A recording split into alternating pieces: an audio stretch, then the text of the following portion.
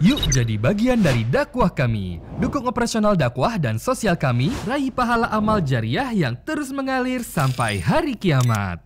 Assalamualaikum warahmatullahi wabarakatuh.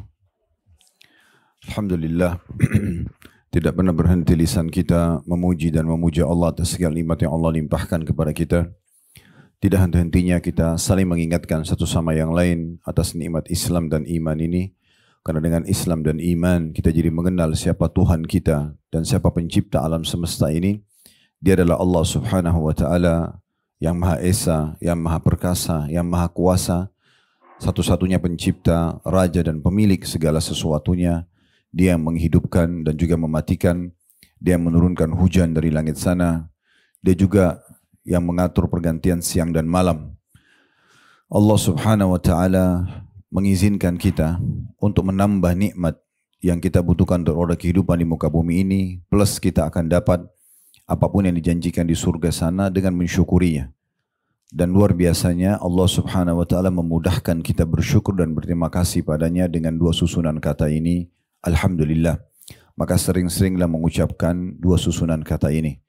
Selanjutnya kita panjatkan salam hormat kita kepada utusan Allah Nabi besar Muhammad sallallahu alaihi wa ala alihi wa sahbihi wasallam, manusia yang paling pantas untuk diidolakan, dihormati, diucapkan salam hormat kepadanya. Dan tentu saja yang luar biasa kita juga berharap balasan dari salam tersebut, yaitu satu-satunya ibadah yang Allah pun ikut serta dalam ibadah tersebut, yaitu mengucapkan salam kepada Nabi sallallahu alaihi wasallam. Allah berfirman, Inna Allaha wa malaikatu yusalluna ala nabi ya ayuhalladzina amanu sallu alaihi wa sallimu taslima. Hai orang beriman, sesungguhnya Allah dan malaikatnya mengucapkan salam kepada Nabi. Hai orang beriman, salamlah kepadanya. Sesungguhnya Allah dan malaikatnya mengucapkan salam kepada Nabi. Hai orang beriman, ucapkanlah salam kepadanya salam yang banyak. Jadi Allah dan malaikatnya pun mengucapkan salam kepada Nabi sallallahu alaihi wasallam. Kita melanjutkan bedah buku kita ibu-ibu sekalian, ditulis oleh Amir bin Muhammad Al-Mudhari, 31 tuntunan hidup berkah dan panjang umur ala Nabi SAW. Dan kita akan masuk kesempatan ini adalah tuntunan yang ke-13. Walaupun ini lebih fokus kepada kaum laki-laki berhubungan dengan masalah ibadah Jumat, tapi perlu kami sampaikan hukumnya. Jumat bagi laki-laki yang tidak punya uzur, bukan sakit, bukan musafir, dia wajib mengerjakan sholat Jumat sebagai pengganti duhurnya.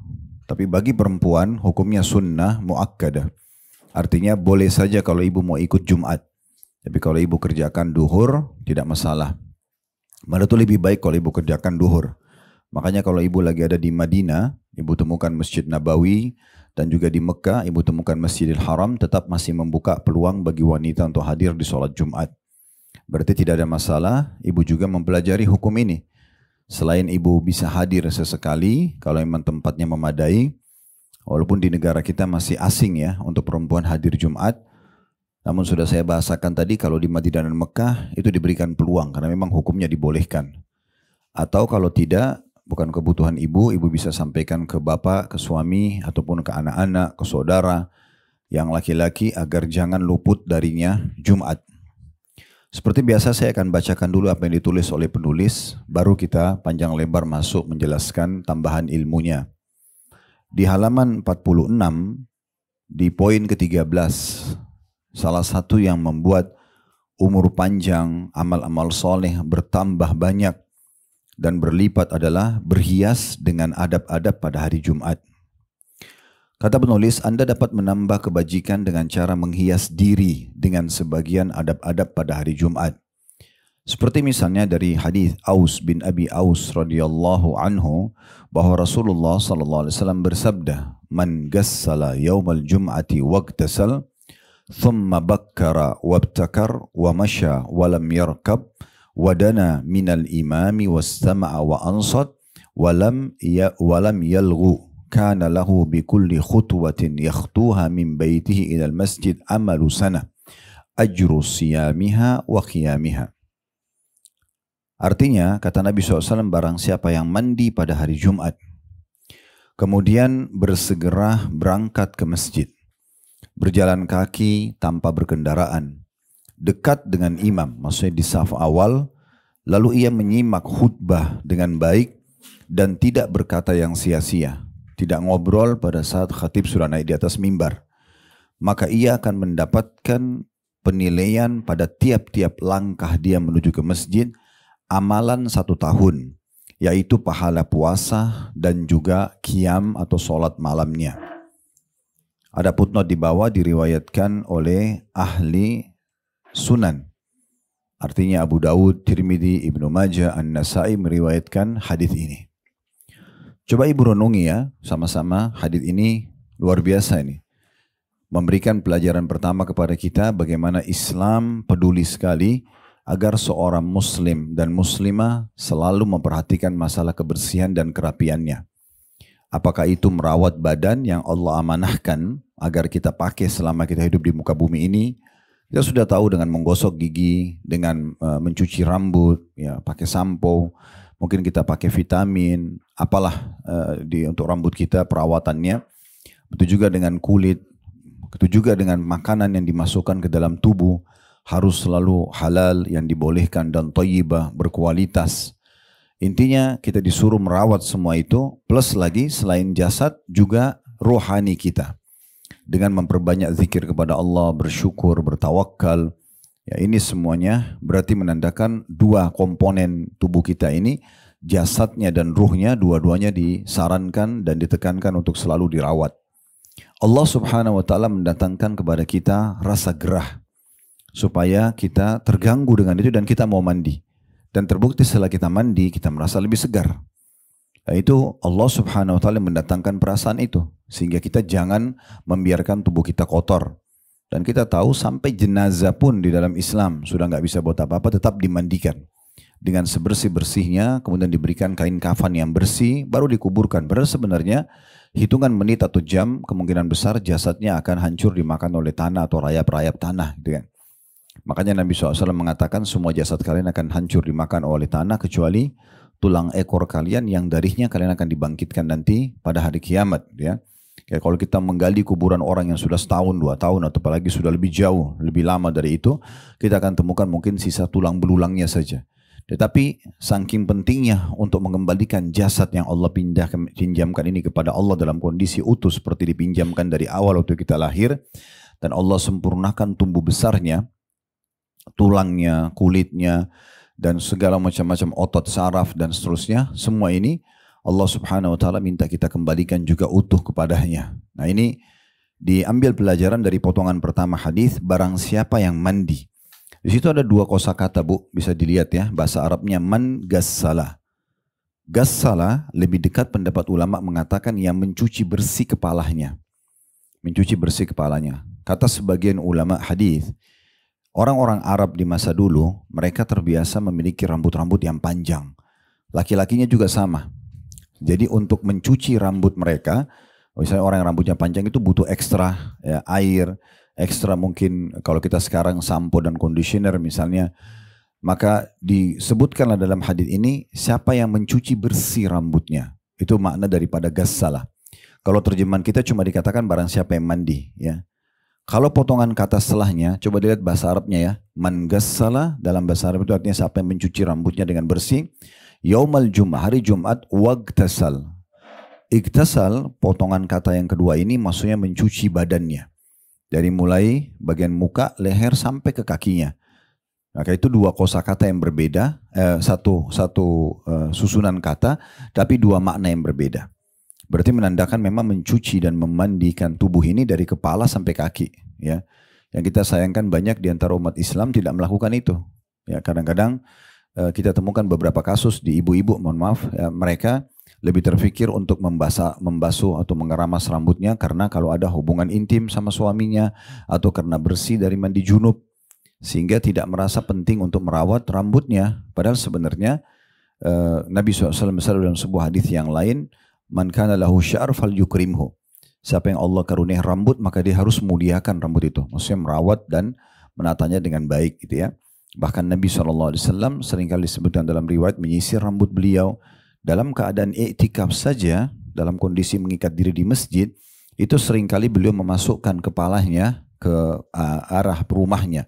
Karena rumah Nabi SAW, yang tepatnya rumahnya Aisyah, itu dempet dengan masjid dan ada pintu yang menyambung antara rumah beliau dengan masjid. Sehingga kalau beliau lagi itikaf, karena itikaf mengingat diri di masjid 10 terakhir Ramadan, maka beliau seringkali karena ingin merawat rambutnya, memasukkan kepalanya, membiarkan Aisyah menyisir rambutnya. Sallallahu alaihi wasallam. Jadi memang ini adalah bagian daripada agama. Ya, kita sayangkan sekali kalau banyak orang tidak memperhatikan masalah ini. Padahal sebenarnya ini bagian daripada agama. Nah ini kalau dilakukan bagi orang yang pergi sholat Jumat, ini poin pertama ya, adab pertama dalam hadis ini, yaitu dia mencuci dan membasuh bersih rambutnya, merawatnya dengan baik, kemudian juga mencuci badannya dengan sebersih mungkin. Ini satu kesatuan ya. Kemudian dikatakan potongan keduanya, thumma bakkara wabtakar. Kemudian dia bakkara wabtakar itu maksudnya bersegera ke masjid. Jauh sebelum masuk waktu Jumat sudah ke masjid. Ini ada tentu hadis lain yang menguatkan itu. Siapa yang datang di awal waktu Jumat, pahalanya sama dengan berkurban seekor unta. Siapa yang datang waktu kedua, seperti orang berkurban dengan seekor sapi. Siapa yang datang di waktu ketiga, seperti orang yang berkurban di jalan Allah dengan seekor domba jantan yang bertanduk. Siapa yang datang di waktu keempat, maka dia seperti berkorban dengan seekor ayam. Dan siapa yang datang beberapa saat sebelum khatib naik di atas mimbar, maka sama dengan berkorban dengan sebutir telur. Kalau khatib sudah naik di atas mimbar dan sudah mulai khutbahnya, maka malaikat akan menutup buku-buku amal dan tidak lagi mencatat setelah itu.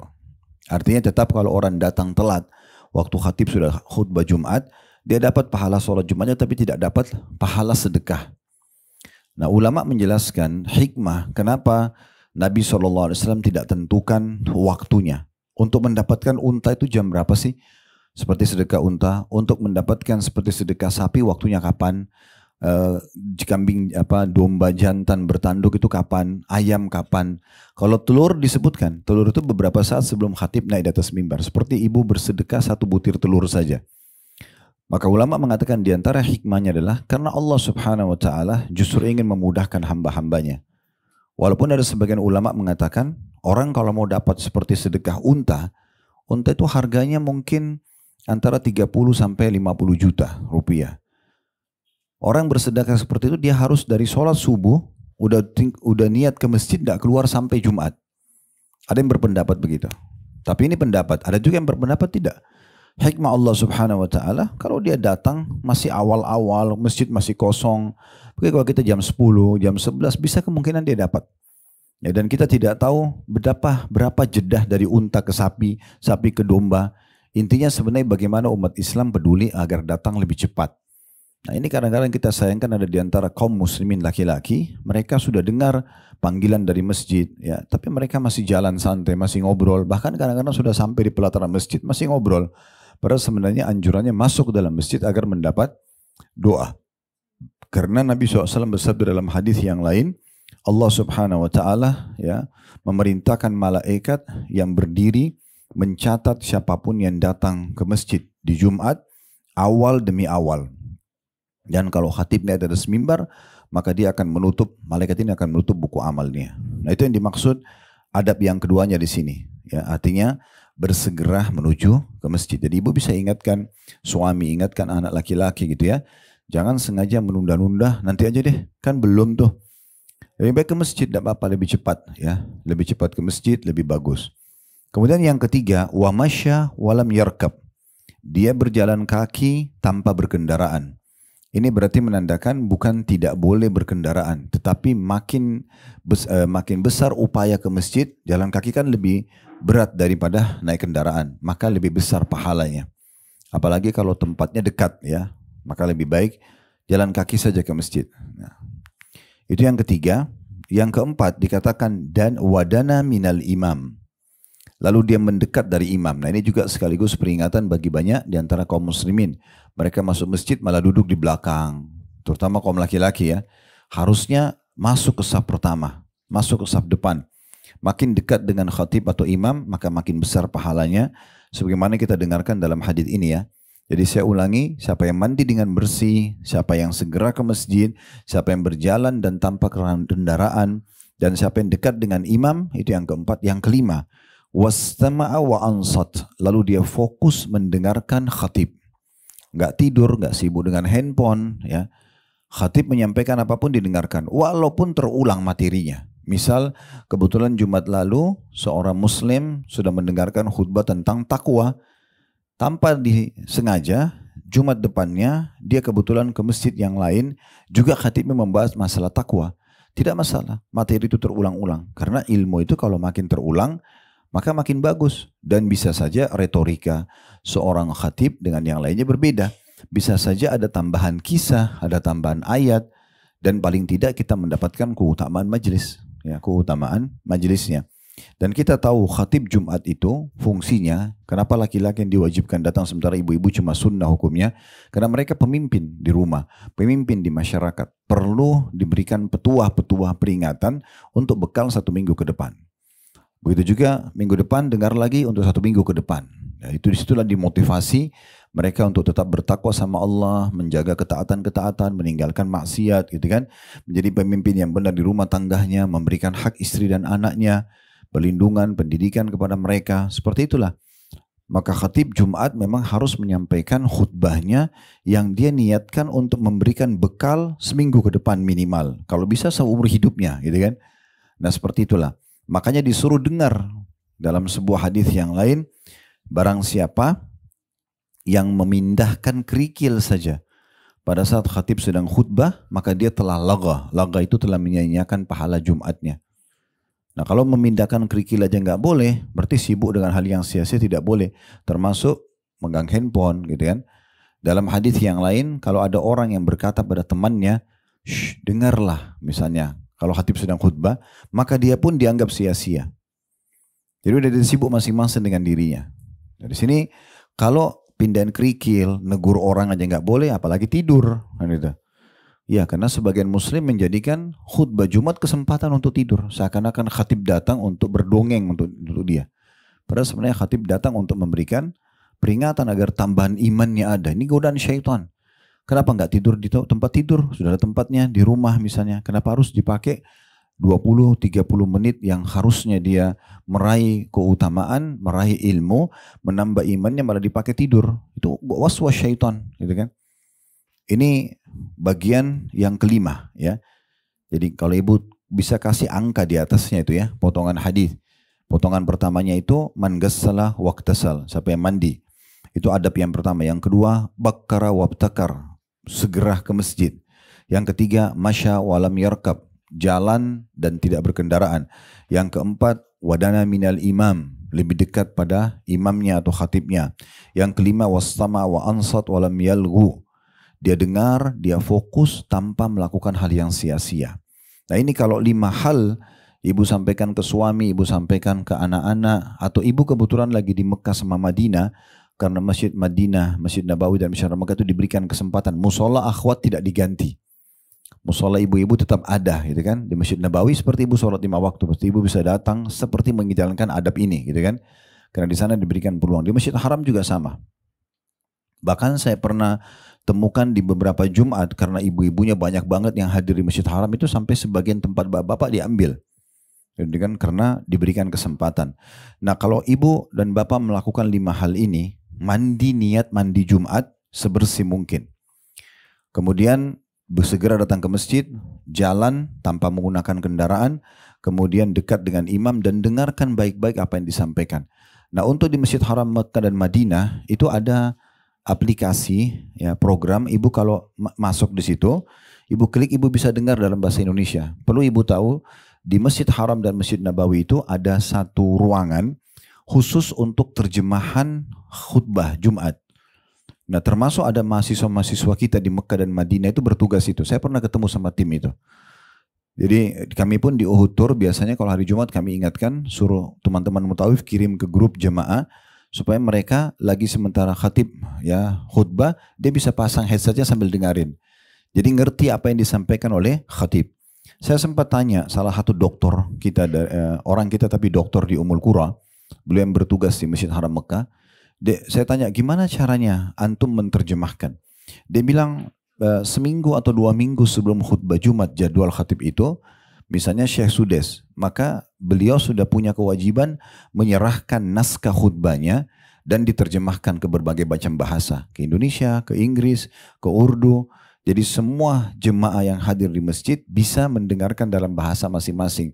Tapi tentu sudah bukan suara khatibnya, sudah suara penterjemahnya. Tapi persis seperti apa yang sedang dibahasakan atau disampaikan oleh khatib tersebut.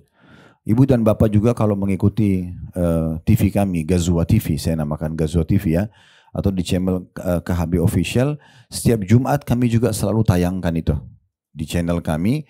Jadi kurang lebih kalau kita waktunya maghrib di Indonesia, karena beda 4 jam kan, di sana sekitar jam 12:30, kita berarti sekitar 4:30 ya, menjelang maghrib. Itu khutbah Jumat di Mekah sama Madinah, di TV kami ada kami tayangkan itu live. Dan ada terjemahannya sehingga kita tetap bisa dengarkan. Intinya sebenarnya kita mendengarkan khatib. Maka lihat keutamaannya ya. Kana lahu bikulli khutwatin yakhtuha min baitihi ilal masjid amalu sanatin ajru siyamiha wa qiyamiha. Maka setiap langkah dia menuju ke masjid, satu langkahnya, itu akan dinilai sama dengan amal puasa 1 tahun dan sholat malam 1 tahun. Jadi sama ibu dan bapak puasa 365 hari non-stop, sama dengan sholat tahajud 365 hari non-stop. Ini sulit sekali untuk kita kerjakan, maksudnya puasa 1 tahun non-stop. Puasa sebulan Ramadan aja sudah penuh sekali rasanya. Gimana kalau 1 tahun non-stop kita puasa? Dan siapa di antara kita yang bisa mempertahankan sholat malam 365 hari nggak pernah bobol, nggak pernah ada alpanya? Ini luar biasa. Ternyata 1 langkahnya orang menuju ke masjid, tapi 5 hal tadi terpenuhi ya. Mandi dulu yang bersih, segera ke masjid, gitu kan? Kemudian dia berjalan tanpa menggunakan transportasi. Kemudian dia dekat dengan imam dan dengarkan baik-baik apa yang disampaikan oleh khatib. Maka akan dihitung setiap langkah kakinya ke masjid.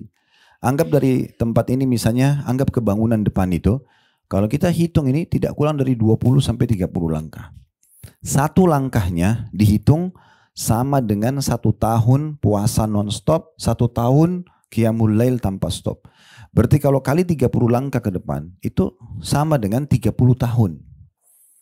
30 tahun non-stop puasa, 30 tahun non-stop qiyamul lail. Ini luar biasa. Perlu kita fahami ini supaya satu waktu bisa ibu amalkan, tadi saya kasih contohnya. Atau sampaikan ke suami, sampaikan ke anak, sampaikan ke saudara, sampaikan ke ayah gitu ya. Ke paman, ini penting sekali.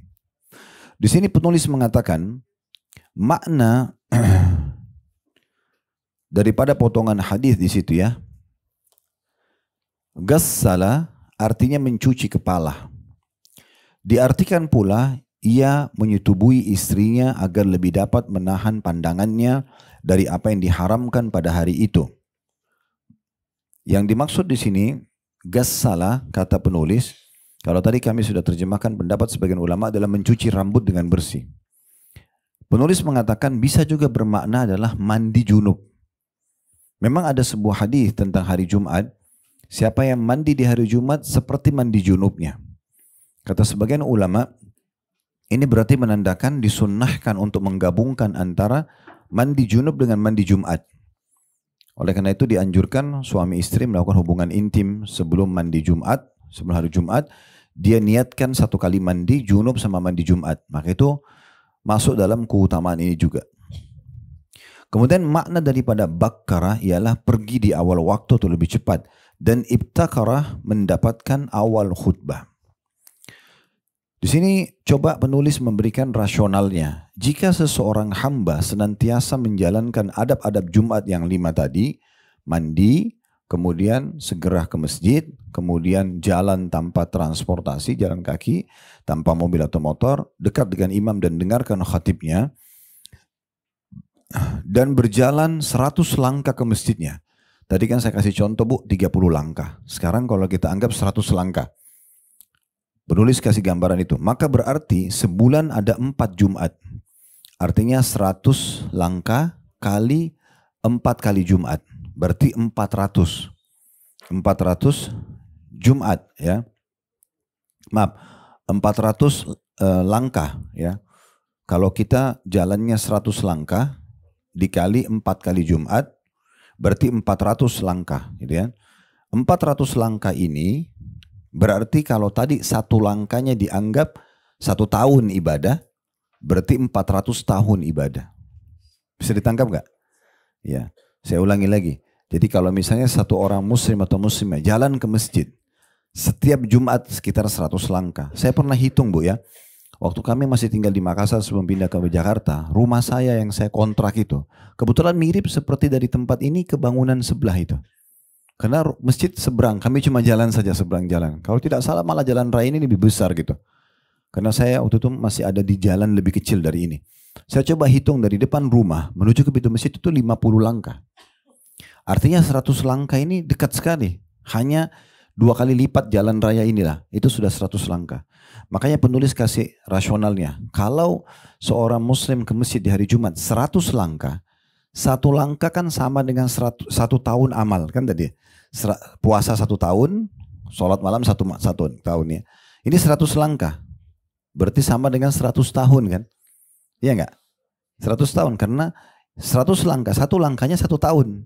Berarti sama dengan 100 tahun ibadah. 100 tahun itu puasa, 100 tahun qiyamul lail. Kita belum tentu sampai 100 tahun umurnya ini. Ini baru 1 kali ke masjid. Kalau dikali 4, misalnya satu bulan itu ada 4 Jumat kan. Kali 4, 100 tahun kali 4 berarti 400 tahun. Ya enggak? Nah itu di situ lihat di halaman 47 kita. Beliau mengatakan berarti kalau setiap langkah ke masjid 100 langkah kali 4 kali Jumat itu sama dengan 400 tahun amal. Sudah tahu dari mana angka keluar 400-nya ya? Oke. Lalu seterusnya dikatakan jika ia terus melakukan demikian selama 1 tahun dikali lagi 12 ya. Perhitungannya kalau 1 tahun bisa 50 kali Jumat. Kurang lebih ya. Antara 48, 50, karena kadang-kadang dalam kalau bulan Masehi ada pekan kelima ya, ya nggak? Berarti tidak harus 4 kali Jumat, bisa 5 kali Jumat dalam 1 bulan. Kita ambil tengah-tengahnya lah. Kalau dia murni 4 kali Jumat per bulan, kali 12 kan 48. Nah ini diambil angka sama dia 50. Bisa lebih dari 50. Kalau misalnya pekan kelimanya lebih dari 2 atau 3 kali. Intinya kita kalau hitung 50 kali Jumat saja, dikali 100 langkah yang dia jalan dari rumahnya ke masjid, maka sama dengan pahala qiyamul lail dan puasa 5.000 tahun.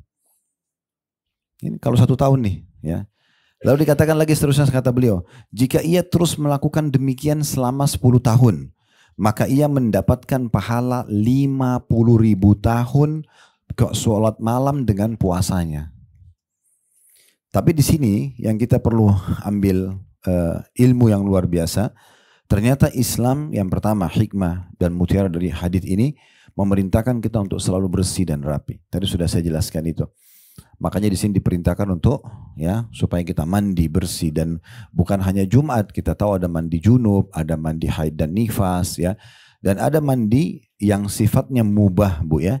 Mubah itu ibu kerjakan tidak berpahala, ibu tinggalkan juga tidak berdosa gitu ya. Tapi ibu bisa ubah sesuatu yang mubah menjadi sunnah. Bagaimana caranya? Kata Syekh Abu Bakar Jazair rahimahullah. Kalau orang makan yang dasarnya hukumnya mubah, makan dan minum mubah, mandi mubah, ya, olahraga mubah. Kemudian juga tidur mubah. Tapi semua ini kalau ibu niatkan untuk memberikan hak jasad, maka bisa jadi sunnah. Misalnya, ibu capek nih nanti malam ngantuk mau tidur. Orang semua tidur istirahat malam. Daripada ngantuk tidur tidur selesai. Itu hanya mubah saja. Artinya ibu udah dapat pahala, nggak ada dosa gitu kan. Nah ibu tidur istirahat memberi. Tapi kalau ibu ubah sedikit niatnya, pasti yang ciptakan saya Allah, yang ciptakan letih ini Allah, yang berikan solusi untuk letih juga hanya Allah. Kan orang letih harus tidur. Ibu kalau makan tetap ngantuk. Ibu kalau olahraga tetap ngantuk, harus tidur. Yang mengarahkan kita tidur supaya capeknya hilang Allah. Kalau kita niat memberikan hak jasad karena Allah yang menciptakan itu, maka berubah hukum dari mubah menjadi sunnah. Olahraga juga sama, makan dan minum juga sama. Niat untuk memberikan jasad. Karena kata Nabi SAW dalam sebuah hadis, wali jasadika alaika haq. Dan jasadmu pun punya hak dari dirimu sendiri. Itu contohnya. Ini faedah yang pertama, yaitu bagaimana kita menjaga kebersihan dan memberikan hak jasad. Yang kedua, pentingnya seorang muslim mengatur dan menata atau memanage dengan rapi ibadahnya. Dan bagaimana dia memberikan kemasan-kemasan yang baik dalam ibadah. Seperti menyiapkan pakaian yang bersih gitu ya. Nanti saya bacakan sebentar lagi hadis, cukup banyak hadis yang tambahan dari ini, seperti menggunakan wangi-wangian pada saat mau ke masjid ya, terutama bagi laki-laki disuruh pakai parfum yang terbaiknya. Ada juga riwayat yang menyebutkan menggunakan minyak rambut, minyak untuk membuat rambutnya rapi, tersisir gitu ya. Itu semua memilih baju terbaiknya. Nah ini berarti kemasan terhadap ibadah itu. Makin ibu kemas, maka makin ada ekstra pahalanya. Kalau masih ingat, saya pernah kasih contoh, ibu bangun tengah malam, misal terkaget jam 3:30. Masih ada waktu menjelang subuh. Ya udah, saya mau sholat deh. Ibu wudu, ibu pakai mukennah yang ada. Maaf, mungkin sudah seminggu nggak dicuci. Oke, misalnya ibu pakai saja. Ibu pikir saya di rumah, saya sendirian sama Tuhan saya. Sudahlah, mungkin sejadah juga belum dicuci misalnya. Kita sholat, berpahala. Tapi ada orang bisa meraih pahala ekstra. Gimana caranya? Dia dari malam, sebelum tidur sudah niat mau bangun sholat malam. Kata Nabi SAW, man hamma bihasanatin walam ya'malha kutiba lahu hasanatun kamilah. Siapa yang niat mengerjakan satu amal soleh, kalau dia belum mengerjakan, baru niat, ibu tidur, niat mau sholat tahajud, dicatatkan baginya satu pahala lengkap. Fa'in amilaha, kalau dia bangun dan dia mengerjakan apa yang dia niatkan, kutiba lahu asyru adha'afiha ila sab'mi'a di'fin. Dicatatkan baginya 10 kali lipat pahala sholat malam tadi, sampai 700 kali lipat, tergantung daripada kemasan dan ya bagaimana dia khusyuk dalam mengerjakan ibadah tersebut. Nah ini, kemudian ibu juga memang sudah menyiapkan mukena yang sudah dicuci bersih, sejadahnya dibubuhi minyak wangi misalnya, ibu sudah pilih surah-surah yang ibu mau baca, semua ini kemasannya akan mendapatkan ekstra pahala. Ya, jadi kemasan ini penting ya. Seperti juga kalau saya pernah kasih contoh, ibu mau sedekah. Beda sekali orang yang kebetulan jalan di jalan, lihat orang miskin, kemudian oh kesian ya, dikorek tasnya atau dompetnya, ada uang berapapun dikasih sama dia. Mau uang baru, mau uang lama, misalnya sudah lecek, atau misalnya jumlahnya berapapun yang ada yang sudah dikasih sama dia, mau 10 ribu, 50 ribu. Beda pahalanya dengan orang yang mengemasnya. Bagaimana mengemas? Memang ibu sudah sisipkan di dompet ibu, saya yang sebelah sini, ini uang-uang baru 100 ribu khusus untuk sedekah. Itu kan kemasan. Ibu jadikan target ini memang untuk sedekah yang terbaik. Justru yang dibayar di restoran, maaf, yang dibayar kebutuhan lain, tidak masalah uang tua. Kasih ke orang miskin, karena itu di jalan Allah, kasih yang terbaik. Nah itu kemasannya, ada ekstra pahalanya. Kan begitu. Begitu seterusnya, semua ibadah ya. Kalau haji, umrah, mencari perjalanan yang terbaik, yang ternyaman, itu diniat kemasannya. Apalah, semacam-macam. Ya, kita bisa tarik semua itu. Seperti ibu kalau mau memberikan hadiah buat orang tuanya misalnya, pasti kalau beda kalau ibu hanya sekedar beli buah-buahan langsung dikirim, dengan ibu kemas dia ya, pakai keranjangnya, pakai plastiknya, dipilih buah terbaik, itu kemasan semua, berarti menandakan lebih banyak pahalanya. Nah seperti itu kurang lebih gambaran daripada faedah hadis ini.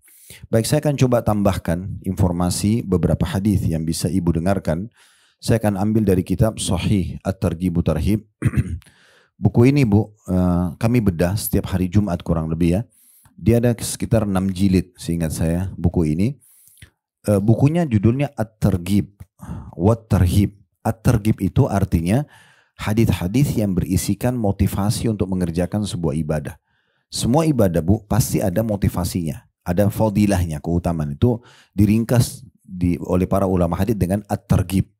Kalau At-Tarhib adalah semua hadis yang berisikan ancaman-ancaman atas dosa yang dikerjakan.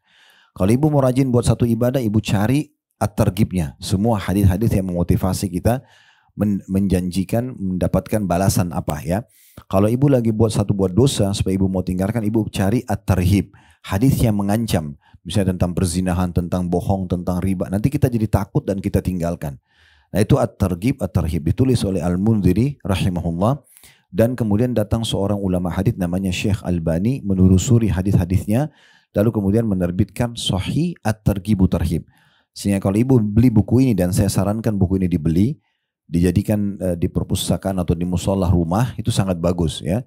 Harganya juga tidak seberapa. Mungkin kalau ibu makan sama 2-3 teman, baru sama dengan harga buku ini gitu ya. Sudah bisa dapat 5-6 jilid.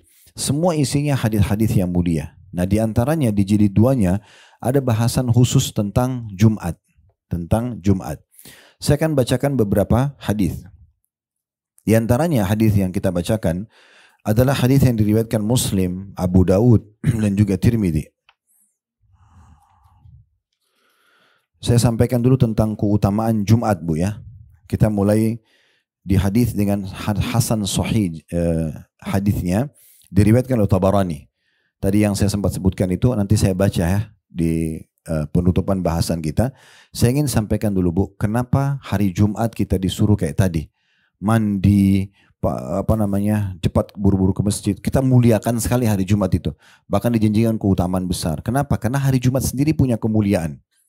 Hari Jumat itu disebutkan dalam hadis Anas bin Malik radhiyallahu anhu yang tadi saya bilang diriwayatkan oleh Tabarani, berbunyi uridatil Jum'atu ala Rasulillah sallallahu alaihi wasallam. Jumat itu ditampakkan dan ditawarkan kepada Rasulullah SAW. Ja'ahu biha Jibril alaihissalam, yang dibawa oleh Jibril alaihissalam. Jibril datang menawarkan hari Jumat kepada Nabi SAW. Fi kaffihi kal mir'atil bayda.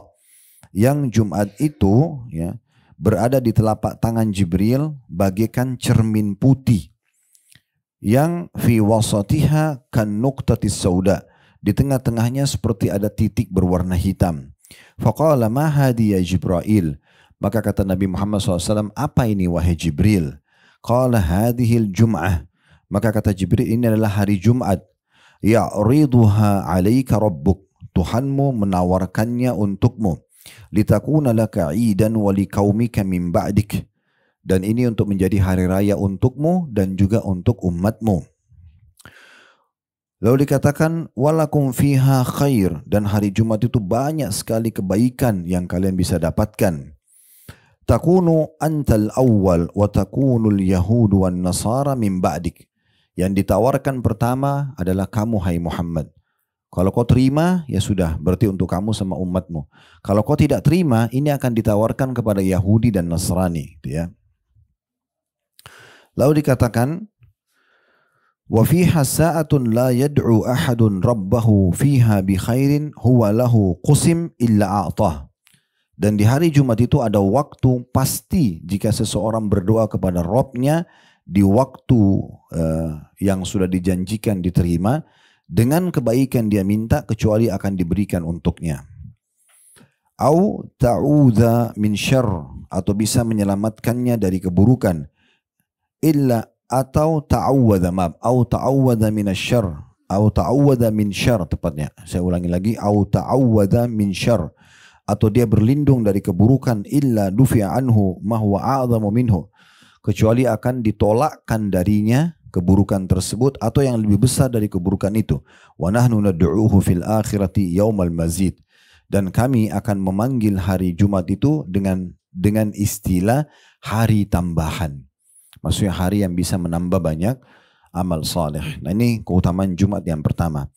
Yang kedua adalah hadis riwayat Muslim, Abu Daud dan juga Tirmidzi dari hadis Abu Hurairah radhiyallahu anhu, bahwasanya Rasulullah SAW bersabda, khairu yaumin tala'at alaihi syamsu yaumul jum'ah fihi khulika Adam wa fihi dakhala al-jannah wa fihi ukhrija minha. Sebaik-baik hari di mana matahari terbit padanya adalah hari Jumat. Padanya lah hari Jumat itu Adam diciptakan. Padanya juga hari Jumat Adam itu dimasukkan ke dalam surga, dan pada hari Jumat juga dia dikeluarkan dari surga. Dalam riwayat lain, Ibnu Khuzaimah meriwayatkan dalam sahihnya, kata Nabi SAW, ma tala'atis syamsu wala gharabat ala yaumin khairi min yaumil jum'ah. Ketahuilah tidak ada hari yang mana matahari terbit dan terbenam lebih baik daripada hari Jumat. Hadanallahu lahu, Allah telah berikan petunjuk kepada kita untuk memilih Jumat itu sebagai hari raya. Wa dhallan nasu anhu, dan banyak manusia yang luput untuk mendapatkannya. Fannasu lana fihi taba', sesungguhnya orang-orang ikutin kita pada hari Jumat. Fahuwa lana, itu adalah milik kita. Walil Yahudi yaumus sabt, Yahudi memiliki hari Sabtu sebagai hari raya. Walil Nasara yaumul Ahad, dan hari orang-orang Nasrani memiliki hari Ahad. Inna fihi la sa'atan la yuwafiquha mu'minun yusalli yas'alullah syai'an illa a'ta. Dan di hari Jumat ada waktu di mana kalau seorang muslim lagi sholat dan berdoa, lalu dia mohon kepada Allah, kecuali pasti akan diijabah. Dalam hadis yang lain, kata Nabi SAW, hadis riwayat Abu Daud dan An-Nasai dengan sanad yang sahih, inna min afdali ayyamikum yaumal jum'ah. Sesungguhnya hari-hari kalian yang paling baik dan mulia adalah hari Jumat. Fihi khulika Adam, pada hari itu diciptakan Adam. Wa fihi qubit, dan pada hari itu juga diwafatkan Adam. Wa fihi nafkhah, hari Jumat terjadi kiamat. Wa fihi sa'qah, hari kiamat terjadi tiupan sangkakala. Kemudian di hari Jumat juga terjadi kematian massal. Jadi pada setiap sangkakala kan semuanya mati, kecuali yang Allah izinkan. Fa'akthiru alayya minas salati fi, maka hari Jumat berbanyak salawat kepadaku. Fa inna salatakum ma'rudatun alayya, kata Nabi SAW, karena salam yang kalian sampaikan untukku akan disampaikan kepadaku. Qalu wa kaifa tu'radu salatuna alayka wa qad aramt. Para sahabat mengatakan, ya Rasulullah, bagaimana salam kami bisa sampai kepada anda sementara anda sudah mati, masuk ke tanah. Dan makna aramt artinya kamu sudah hancur dengan tanah. Kemudian faqala, kata Nabi SAW, inna Allah jalla wa ala harrama ala al-ardi an ta'kula ajsamana. Ketahuilah bahwasanya Allah yang maha mulia dan maha tinggi mengharamkan bumi untuk memakan jasad kami, maksudnya para nabi-nabi. Jadi nabi-nabi itu utuh jasadnya. Hadis yang lain, ya, jasad nabi dan semua Nabi Muhammad SAW dan nabi-nabi lain itu utuh di kuburannya. Kemudian hadis selanjutnya, hadis riwayat Ibnu Khuzaimah dengan sanad hasan, kata Nabi SAW, la tatlu asy-syamsu wa la taghrubu ala afdal min yaumil jum'ah. Tidak akan pernah ada hari di mana matahari terbit dan terbenam lebih baik daripada hari Jumat. Wa ma min dabatin illa wa hiya tafza'u yaumil jum'ah. Dan tidak ada hewan melata kecuali mereka takut, ya, kalau hari Jumat tiba. Karena ada hadis yang menyebutkan kiamat tidak terjadi kecuali di hari Jumat, itu ya. Illa hadzaini tsaqalain al-jinn wal ins. Kecuali dua makhluk ini, jin dan manusia, mereka tidak takut karena mereka tidak menyadari masalah itu. Tapi semua hewan, semua makhluk Allah yang lain itu hari Jumat mereka takut karena mereka tahu itu hari Jumat. Sebagian riwayat menyebutkan, wa ma min dabati illa wa hiya musikhatun yaumal jum'ati min hini tusbih hatta tatlu asy-syams syafaqatan minas sa'il al-ins wal jin. Dan tidak ada binatang melata kecuali ia mendengar dengan seksama pada hari Jumat sejak pagi tiba sampai matahari terbit karena takut hari kiamat, kecuali jin dan manusia. Maksudnya semua hewan-hewan, semua makhluk selain jin dan manusia itu memasang baik-baik kupingnya kalau sudah masuk pagi. Subuh sampai terbit matahari. Tunggu, ditiup sangkakala enggak? Tiup sangkakala berarti kiamat, kecuali jin dan manusia. Yang lain semua pada ketakutan. Karena hari ini ada hari yang mulia, diciptakan Adam, dimasukkan surga, dikeluarkan dari surga, diwafatkan, gitu ya. Hari yang terbaik sepanjang penciptaan langit dan bumi ini, dan juga tidak terjadi kiamat kecuali hari Jumat. Ini luar biasa. Kemudian hadis yang lain juga, hadis riwayat Tabarani, kata Nabi SAW, tuhsyarul ayyamu ala hayatiha. Hari-hari akan dibangkitkan sesuai dengan bentuknya. Nanti hari kiamat kita akan diperlihatkan bagaimana wujudnya hari Sabtu, hari Ahad, hari Senin. Kita lihat wujudnya. Sekarang kita cuma tahu, oh ini hari Senin. Kita tidak tahu wujudnya seperti apa. Di hari kiamat nanti akan ditampakkan kita. Ini loh, Senin itu ini, Selasa itu ini. Dikatakan, wa yuhsyar yaumul jum'ati zahra'u munirah.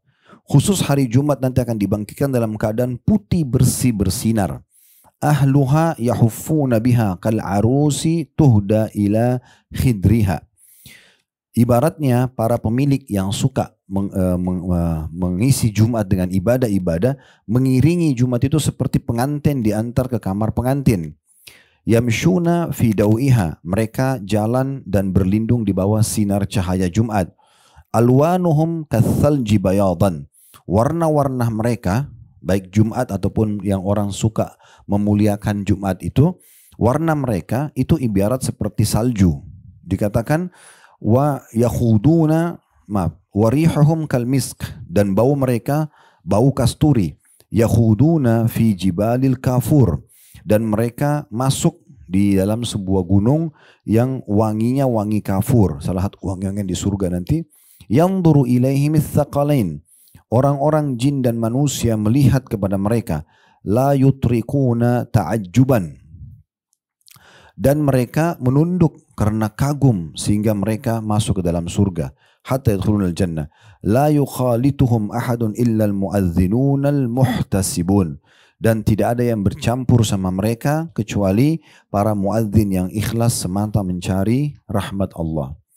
Ini karena kemuliaan Jumat, hari kiamat nanti Bapak Ibu akan melihat Jumat wujudnya aslinya seperti apa, tapi dia bercahaya beda dengan hari-hari yang lain. Nah seperti itulah, ini hadisnya, hadis hasan. Kemudian hadis yang lain dengan sanad sahih diriwayatkan oleh Ibnu Majah. Kata Nabi SAW, "Adhallallahu tabaraka wa ta'ala ni jum'ati fi man kana qablana." Sungguh Allah telah menutup Jumat untuk umat-umat sebelum kita. Kana lil Yahudi yaumus Sabt. Orang Yahudi akhirnya memilih hari Sabtu. Wal ahadu lin Nasara. Hari Ahad orang-orang Nasrani, makanya Sabtu Yahudi ibadah, Nasrani hari Ahad gitu ya. Wahum lana taba'un ila yaumil qiyamah. Mereka cuman ikut-ikutin kita saja di hari Jumat itu sampai hari kiamat. Nahnul akhiruna min ahli dunya. Kita ini semua umat Islam adalah ya, orang yang terakhir, umat terakhir di dunia ini. Wal awwaluna yaumal qiyamah. Tapi kita adalah umat yang terdahulu atau terdepan nanti di hari kiamat. Al maqdiyu lahum qabla al khalaiq. Yang keputusan akan didahulukan untuk kita sebelum umat-umat yang lainnya. Dalam riwayat lain, nahnul akhiruna fid dunya awwaluna yaumal qiyamah. Kita adalah ya orang-orang yang terakhir di dunia, maksudnya kita umat terakhir. Karena umat Nabi Musa, Nabi Isa, nabi-nabi sebelumnya kan sebelum kita semua. Setelah Nabi Muhammad gak ada lagi nabi. Berarti kita dianggap umat manusia terakhir yang dipimpin oleh para nabi-nabi. Kata Nabi SAW, kita adalah umat yang terakhir di dunia, tetapi orang-orang pertama pada hari kiamat dan yang diampuni sebelum umat-umat lain. Al-awwaluna yaumal qiyamah al-maghfuru lahum qabla al-khalaiq. Dalam riwayat lain juga dengan sanad sahih, ini diriwayatkan oleh Bukhari dan Muslim dari hadis Abu Hurairah radhiyallahu anhu, beliau mengatakan anna Rasulullah sallallahu alaihi wasallam dzakara yaumal jum'ah, bahwasanya satu hari Nabi SAW pernah menyebut tentang keutamaan hari Jumat. Faqala, seraya bersabda, fiha sa'atun la yuwafiquha 'abdun muslimin wa huwa qamin yusalli yas'alullaha syai'an illa a'tahu iyyah wa asyara biyadihi yuqalliluha. Ketahuilah di hari Jumat ada waktu, tidak ada seorang muslim yang coba menyampaikan hajatnya bertepatan sekali dengan waktu yang sudah Allah tentukan, maka dia akan mendapatkan apa yang dia minta. Lalu Nabi SAW memberikan isyarat dengan tangannya seakan-akan waktu itu sangat pendek, sedikit waktunya. Kemudian dalam riwayat yang lain menjelaskan kepada kita kapan waktu mustajab itu. Dalam hadits hasan di ghairihi diriwayatkan oleh Tirmidzi, kata Nabi SAW, iltamisu sa'ata allati turja fi yaumil jum'ati ba'da salatil asri ila ghaibubati syams. Kejarlah baik-baik waktu mustajab itu di hari Jumat dari selepas asar sampai terbenam matahari. Makanya sebagian ulama salaf, Bapak Ibu sekalian, mereka kalau selepas sholat asar hari Jumat sudah nggak ngomong sama orang, angkat tangan ke langit sampai terbenam matahari. Ini mirip kalau jemaah haji ya.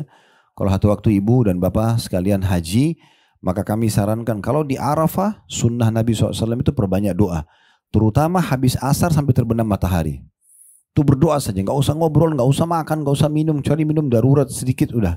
Selebihnya berdoa, karena begitu terbenam matahari selesai hari Arafah.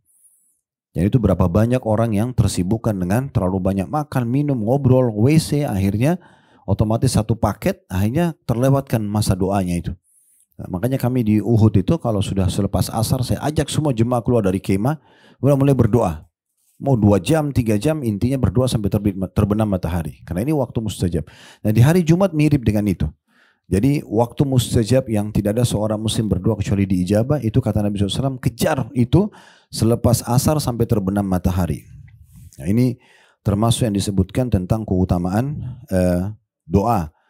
Nah ada riwayat yang lain dengan hasan sahih, riwayat Ibnu Majah, dikatakan bahwasanya Abdullah bin Salam radhiyallahu anhu mengatakan, aku pernah berkata sementara Rasulullah SAW sedang duduk, inna lanajidu fi kitabillahi ta'ala fi yaumil jum'ati sa'atan la yuwafiquha 'abdun mu'minun yusalli yas'alullaha fiha syai'an illa qada lahu hajatah.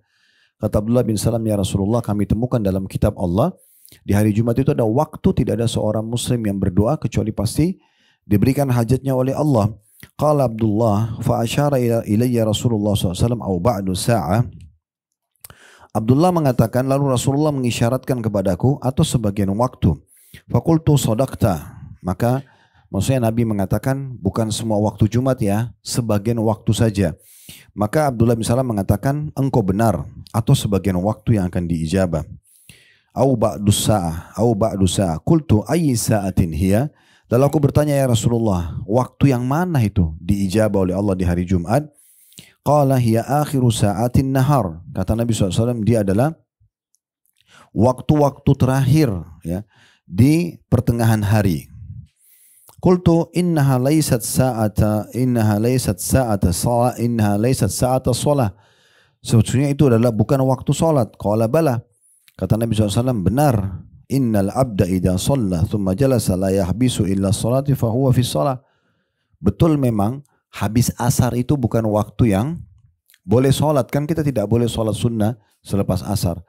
Kata Abdullah bin Salam, kalau anda bilang waktu doa mustajab itu habis asar terbenam matahari, sementara ada hadis anda menyebutkan waktu itu tidak ada seorang muslim yang sholat kemudian berdoa kecuali Allah ijabah.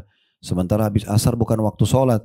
Kata Nabi SAW, benar. Tapi kalau dia sholat asar, kemudian dia tidak berdiri, dia terus berdoa, maka dianggap dia dalam keadaan sholat. Maka itu berarti juga akan mendapatkan masalah itu.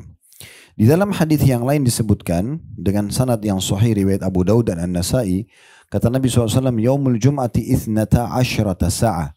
Jumat ada 12 waktu atau 12 jam. Kalau 12 jam berarti mulai dari azan subuh sampai azan maghrib. Ya, 12 jam. La yujadu fiha abdun muslimun yas'alullaha azza wa jalla syai'an illa atahu iyah. Tidak ada seorang muslim berdoa di 12 waktu itu kecuali pasti Allah akan memberikan. Faltamisuha akhira sa'atin ba'da salatil asr.